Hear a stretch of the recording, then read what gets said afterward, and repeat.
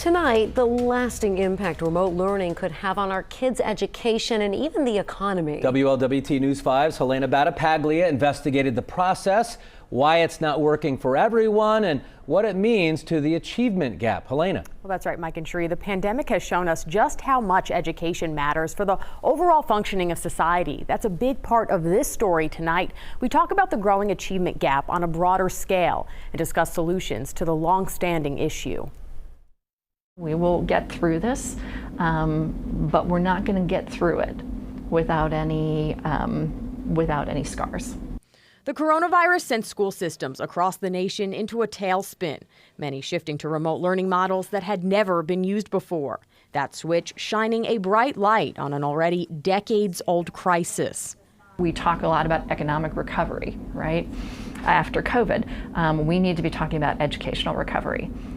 Mary Bode is the director of the School of Education at the University of Cincinnati. She defines the achievement gap as differences in academic performance between diverse groups of children.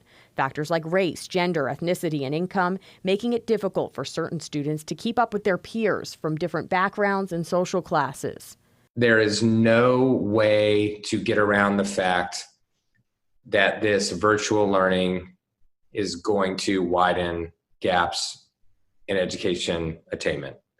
We're seeing those disparities in Greater Cincinnati. In September, 5,000 of Cincinnati Public Schools' 36,000 enrolled students couldn't even be contacted about online instruction. As of October, that number was reduced to about 500 students, thanks to district outreach efforts. According to Pew Research, Black, Hispanic, and lower-income families are more likely to lack the connectivity needed to complete work at home. Connection can lose itself out of nowhere and then pick right back up. We'll get halfway through it and they'll tell me to go to another site and she can't do none of her work. At CPS, 62% of students are Black, 23% white, 7% multiracial, and 8% Hispanic. According to school board members, about 70% of district families are considered low income. Meanwhile, families with higher incomes and resources, like a computer, reliable internet, and a quiet environment to study in, are more likely to stay on track and even excel. My youngest has always kind of struggled with some focus issues, and she actually has become way more of an independent learner through all of this. Many with the means to do it also hiring private tutors, a luxury further widening the gap as students in other situations struggle to complete a school day. I had all three hooked up and then the internet crashed.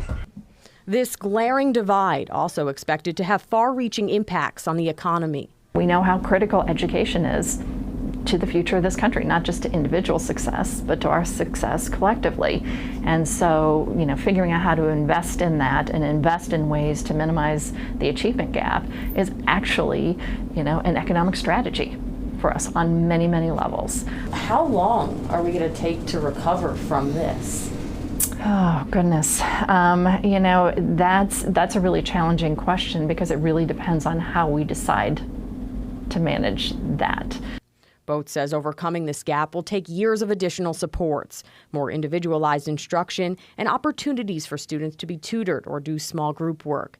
She believes we'll have to make systemic changes a priority, not just within schools, but also throughout the community at local, state, and national levels. We're going to have to be patient. We're going to have to be supportive.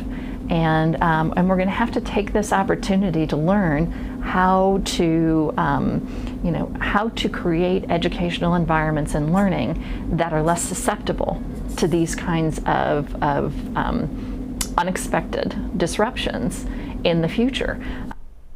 Now, Bode also says comfort and consistency is really important for kids' long-term success, yet so many students have had to flip-flop between in-person learning, remote learning, and everything in between.